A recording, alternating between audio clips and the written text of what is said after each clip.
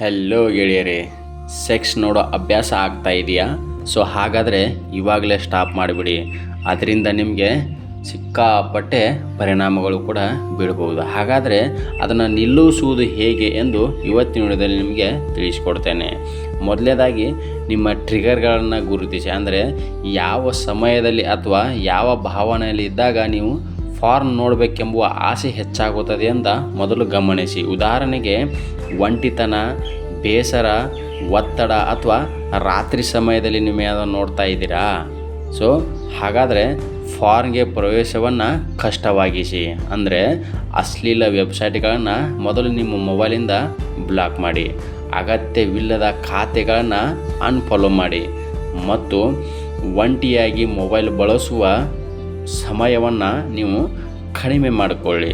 ಅದಾದ ಮೇಲೆ ಖಾಲಿ ಸಮಯವನ್ನು ಆರೋಗ್ಯಕರ ಚಟುವಟಿಕೆಗಳಿಂದ ತುಂಬಿಸಿ, ಅಂದರೆ ವ್ಯಾಯಾಮ ಆಗಲಿ, ಓದುವುದು, ಕಲಿಕೆ, ಕೆಲಸ, ಹವ್ಯಾಸಗಳು ಅಥವಾ ಸ್ನೇಹಿತರೊಂದಿಗೆ ಸಮಯ ಕಳೆಯುವುದಕ್ಕೆ ಹೆಚ್ಚಿನ ಆದ್ಯತೆಯನ್ನು ಕೊಡಿ.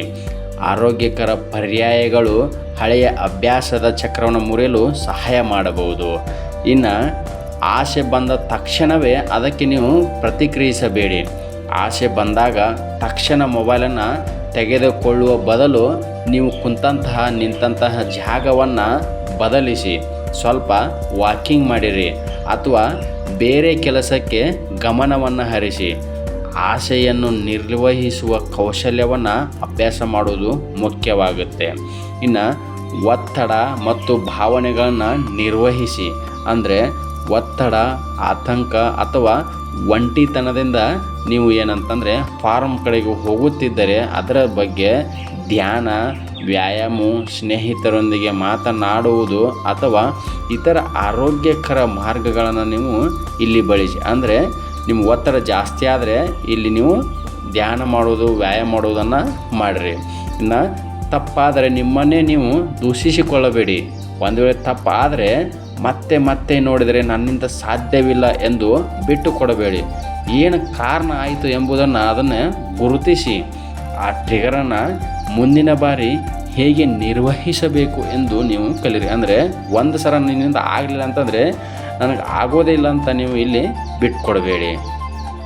ಇನ್ನು ನಿಯಂತ್ರಣ ಸಾಧ್ಯವಾಗದಿದ್ದರೆ ವೃತ್ತಿಪರ ಸಹಾಯವನ್ನು ಪಡೆಯಿರಿ. ಅಂದರೆ ಒಂದು ವೇಳೆ ನಿಮ್ಮಿಂದ ಸಾಧ್ಯನೇ ಆಗಲಿಲ್ಲ ಅಂತಂದರೆ ಫಾರ್ನ್ ಬಳಕೆಯನ್ನು ಕಡಿಮೆ ಮಾಡಲು ಹಲವು ಬಾರಿ ಪ್ರಯತ್ನಿಸಿದರೂ ನಿಮ್ಮಿಂದ ಸಾಧ್ಯವಾಗಲಿಲ್ಲ ಅಂತಂದರೆ ಅದು ನಿಮ್ಮ ಸಂಬಂಧ, ಕೆಲಸ, ಮಾನಸಿಕ ನೆಮ್ಮದಿ ಅಥವಾ ದೈನಂದಿನ ಜೀವನಕ್ಕೆ ತೊಂದರೆ ಕೊಡುತ್ತಿದ್ದರೆ ಮನೋವೈದ್ಯರ ಅಥವಾ ಮನೋವಿಜ್ಞಾನಿಗಳ ಸಹಾಯವನ್ನು ಪಡೆಯುವುದು ಉತ್ತಮ. ಇನ್ನು ಇದರ ನೀವು ಒಂದು ವೇಳೆ ಫಾರ್ಮ್ ವಿಡಿಯೋ ನೋಡೋದ್ರಿಂದ ಏನೆಲ್ಲ ನಿಮಗೆ ಅಡ್ಡ ಪರಿಣಾಮಗಳು ಉಂಟಾಗಬಹುದು ಅಂತ ಇಲ್ಲಿ ಮತ್ತೆ ಇವತ್ತಿನ ವಿಡಿಯೋದಲ್ಲಿ ನಿಮಗೆ ತಿಳಿಸ್ಕೊಡ್ತೇನೆ. ಮೊದಲನೇದಾಗಿ ಮೆದುಳಿನ ಮೇಲೆ ಪರಿಣಾಮ ಕೂಡ ಇಲ್ಲಿ ಬೀಳ್ಬೋದು. ಅಂದರೆ ಅತಿಯಾದ ವೀಕ್ಷಣೆ, ಏಕಾಗ್ರತೆ ಮತ್ತು ನಿಯಂತ್ರಣದ ಮೇಲೆ ಇಲ್ಲಿ ಪರಿಣಾಮ ಬೀರುತ್ತದೆ. ನಿದ್ರೆಯ ಸಮಸ್ಯೆ ಕೂಡ ಇಲ್ಲಿ ಆಗಬಹುದು. ಅಂದರೆ ರಾತ್ರಿ ತಡವಾಗಿ ನೀವು ಏನಾದರೂ ಫಾರ್ನ್ ವಿಡಿಯೋ ನೋಡುತ್ತಿದ್ದರೆ ಇಲ್ಲಿ ನಿದ್ರೆಯ ಗುಣಮಟ್ಟ ಕೂಡ ಕಡಿಮೆಯಾಗಬಹುದು.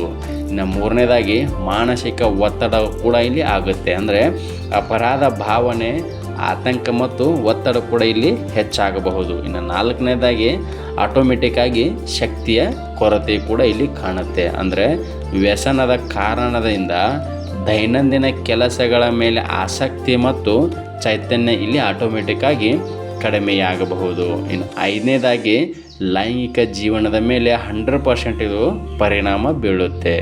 ಅಂದರೆ ನೀವು ಅತಿಯಾಗಿ ಏನಾದರೂ ಫಾರ್ನ್ ವಿಡಿಯೋನ ನೋಡುತ್ತಿದ್ದರೆ ನಿಮ್ಮ ನೈಜ ಸಂಬಂಧಗಳ ಬಗ್ಗೆ ತಪ್ಪು ನಿರೀಕ್ಷೆಗಳು ಅಥವಾ ಲೈಂಗಿಕ ಸಮಸ್ಯೆಗಳು ಇಲ್ಲಿ ಉಂಟಾಗಬಹುದು.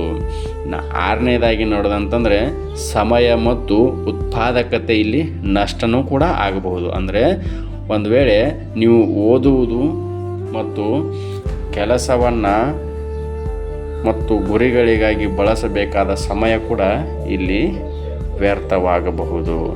ಇನ್ನು ಕೊನೆಯದಾಗಿ ನೋಡೋದಂತಂದರೆ ವ್ಯಸನದ ಚಕ್ರ. ನೀವು ಏನಾದರೂ ಪದೇ ವೀಕ್ಷಿಸುವ ಅಭ್ಯಾಸ ನಿಯಂತ್ರಣ ತಪ್ಪಿ ಬಿಡಲು ಕಷ್ಟವನ್ನು ಆಗ್ತಾಯಿದ್ರೆ ಮಟ್ಟಿಗೆ ಬೆಳೆದು ಹೋಗಬಹುದು. ಸೊ ನೋಡಿದ್ರಲ್ಲ ಫ್ರೆಂಡ್ಸ್, ನೀವು ಈ ಫಾರ್ನ್ ವಿಡಿಯೋ ನೋಡೋದ್ರಿಂದ ನಿಮಗೆ ಯಾವೆಲ್ಲ ನಷ್ಟ ಆಗಬಹುದು, ಹಾನಿ ಆಗಬಹುದು ಅಂತ ನಿಮಗೆ ಗೊತ್ತಾಗಿರ್ಬೋದು. ಸೊ ಅದಕ್ಕೋಸ್ಕರ ಸ್ನೇಹಿತರೆ, ನಮ್ಮ ಈ ಉತ್ತಮವಾದ ವಿಷಯ ನಿಮಗೆ ಇಷ್ಟ ಆಗಿದರೆ ಹೌದು ಎಂದು ಈ ಕಮೆಂಟ್ ಬಾಕ್ಸ್ನಲ್ಲಿ ಕಮೆಂಟ್ ಮಾಡಿ. ಇದೇ ರೀತಿ ಹೆಚ್ಚಿನ ವಿಡಿಯೋಗಾಗಿ ನಮ್ಮ ಯೂಟ್ಯೂಬ್ ಚಾನಲನ್ನೇ ನೀವು ಸಬ್ಸ್ಕ್ರೈಬ್ ಮಾಡೋದು ಮಾತ್ರ ಮರೆಯಬೇಡಿ. ಸೊ ಎಲ್ಲರೂ ಕೂಡ ಧನ್ಯವಾದಗಳು.